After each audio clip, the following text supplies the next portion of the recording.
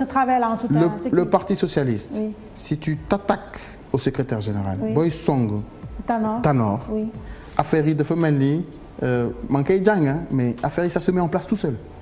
Mécanisme là. C'est un mécanisme qui se met en place pour yow ñu note la ñu dagg sa bopp. Donc tu sais même pas d'où ça vient tellement c'est vicieux. Ça tombe dessus quoi. Ça te tombe dessus. Alors que toi tu n'as fait que dire la vérité. D'autres gens ont fait pire que ça. Man, j'ai été voir Tanor.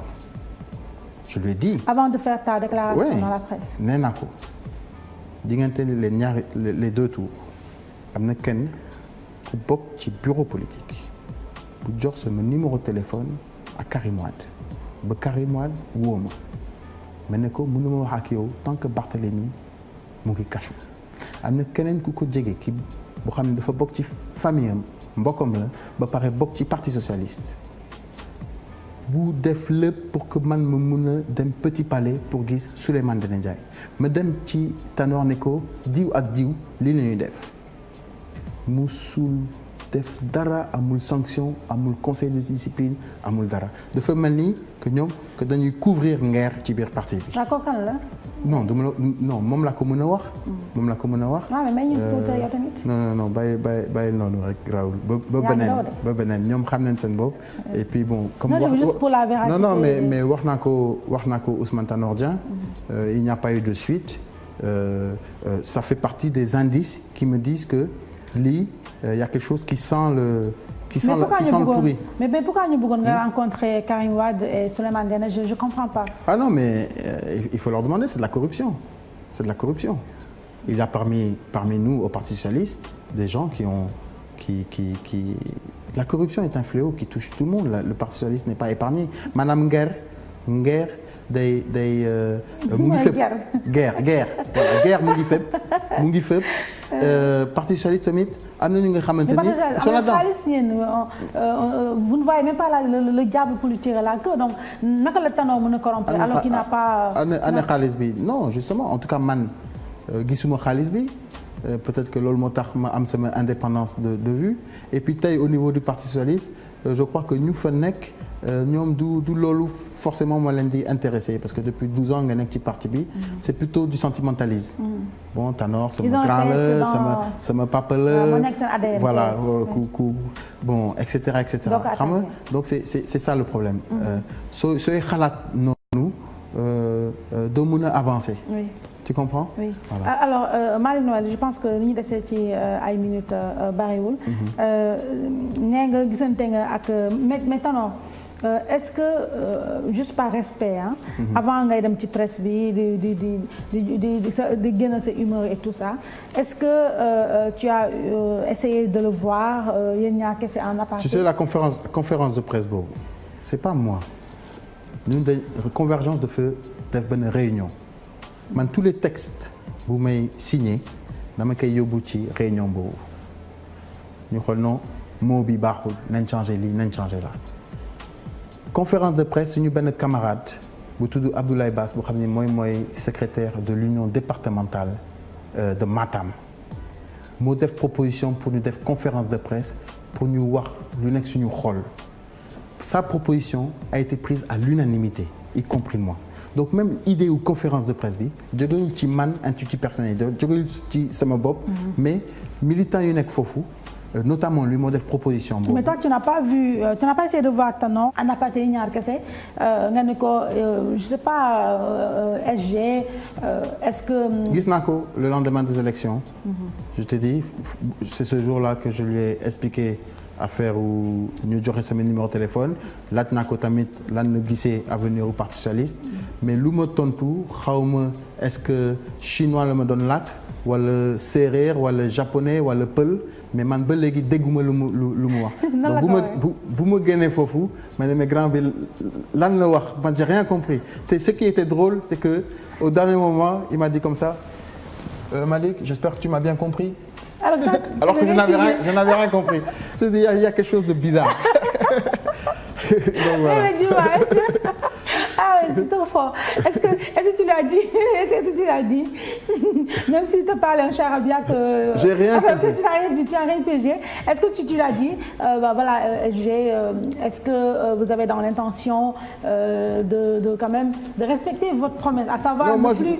Non, xam nga moom man lu ma ko laaj mooy quelles sont les perspectives par rapport aux législatives mooy par rapport élections yi ñëw. Mais tu aurais dû lui dire Malick, tu aurais dû lui dire comme ça Franco. Secrétaire général xaw ma nu ñu ko waxee SG je sais pas nga ni ko yow yaa waxoon si Jeune Afrique. non mais instant boobu man dama jàppoon ni que moom instant boobu. dama jàppoon ni que moom dina bàyyi. qui n'était pas amnésique. qui n'était pas amnésique. Oui. Donc pour man daf may wax non dañuy def suñu truc mais moom ce qui m'a expliqué c'est que suñu amee 10% dañuy am 6 xaw ma 7 députés. Donc lui suñu demee coalition ak Benno Siggil Sénégal dañu am 15 wala 16 députés bu ñu demee ak Macky dañu am 22 xaw ma 23 des calculs politiciens bu nga xamante ni man loolu je ne connais pas ce genre de calcul. Voilà. C'est de ça dont on a parlé. Alors Malick Noël Seck man li ma gëm mooy boo nekkoon député rëm-tëm bi ngay def nii yëpp doo ko def. rëm-tëm mooy lan. rëm-tëm mooy bruit beeg ram-dam bi ngay def nii yëpp. tout ça boo nekkoon député tey tu le ferais pas parce que pour man li nga nekk di def nii expression sa frustration la ndax au Sénégal ku ne xam na ne. politicien pour dëgg-dëgg li nga doon mu fës il faut nga siiw te pour nga siiw yoon bi gën a gaaw mooy nga mbéj benn alkaati wala nga pes benn magistrat ñu sànni la prison gars yi ñëw sama genre gi ñëw daw yóbbu la dikk yooyu xam nga tàllal le micro nangam yooyu. alors donc tu te dis que oui vraiment ak tout ce que vraiment j'ai vraiment mouillé le maillot pour le parti socialiste. et tout ça defoo leen ma député dinaa leen song et cetera bon je vais te répondre. C'est ça que tu as fait et que à l'arrivée vraiment tu en as pris plein la tronche de pas être investi. De pas être investi. Alors merci de poser cette question comme lu ma la ko waxee sànq pour man au lendemain des élections man bokk naa ci peut-être ñu njëkk a jox seen dossier pour nekk député. yow mi. oui. joxe nga sa dossier. joxe naa sama dossier. ok man pour man sooy politique da ngay ut. surtout c'est légitime. Oui. Bon donc joxe naa sama dossier. bu ma gisee Tanor et cetera lu mu doon def ak lu mu doon doxalee dama gis ni que instant yi ñu ngi pare pour jaay parti bi ñu daje ak waa Convergence lii moo am parti bi ñu ngi koy jaay waaye nag lu ma seq ak Tanor dañuy seq jàmm bu ñu noppee dinaa nekk député waaye suñu ngor bi ñu teg ko à côté suñu waxee du ma nekk député parce que moom mooy fal député yi moo koy choisir yéen parmi ceux même qui se sont frondés là ils ont dit Malick da ngay xaar même ay yeneen xarit yu bokkul sax PS ne mais Malick yow xanaa yow mënoo politique da ngay xaar ba nga nekk député nga soog ko song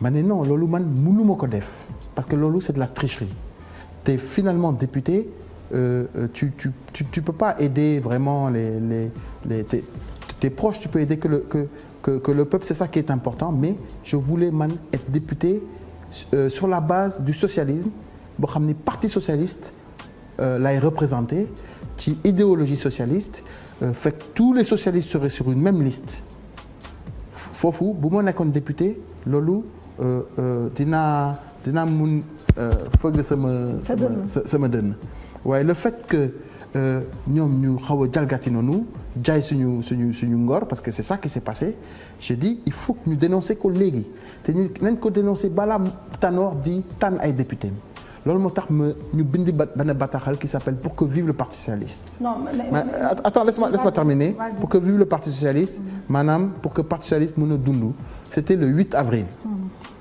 C'était publié dans Sénéweb et dans d'autres journaux ci bataaxal boobu dañuy wax lépp ne lu direction bi def il faut ñu changer ko Tanor il faut ñu changer ko lii baaxul et cetera les gens ont dit mais Malick lii da nga rey sa bopp peut-être sax nga reyaale ñu waroon wax lii da nga waroon xaar mais je dis su ma ko waxul léegi suñu ma xaaree ba Tanor di tànn ay député te man bokkuma ci ñu mu tànn ba pare may kaas on va dire mais moom day kaas parce que nekkul député donc balaa muy tànn damay ñëw wax lépp wax lu ñu xalaat lépp au moins tu es quitte yow ak sa conscience. bu ñu la falee tant mieux si on te fale pas tant pis mais même dans cette condition de Benno Bokk Yakaar il est hors de question que moi ak tout ce que nous avons fait avec Convergence socialiste que may bokk ci benn coalition dirigée par un libéral après que tu nous as fait cracher sur Moustapha Niasse. Aujourd'hui Moustapha Niasse c'est le patron de tous te les députés socialistes ñoom parti dañu ne ah non ñu nekk le deuxième parti au Sénégal parce qu'on a 20 députés. Xanaa vous oubliez que Moustapha Niasse est président de l'Assemblée nationale avec tous les moyens qu'il aura. Le Parti socialiste n'est pas le deuxième parti. Donc partout fu ñuy dem dañuy jëm fexe ba dugg ci xelu Sénégalais yi pour dugal leen ci seen xel que ñun daal dañu bokk ci ñu gagner et cetera alors que tout ça c'est faux. alors que daal mais excuse-moi Malick. nee nga yow joxe woon nga sa dossier. pour investiture yi. investiture waaw léegi dama bëgg nga xam procédure donc déposer nga joxe nga sa dossier après qu'est-ce qui s'est passé par la suite. quand tu déposes ton dossier. oui. après dossier yëpp maanaam ci gàtt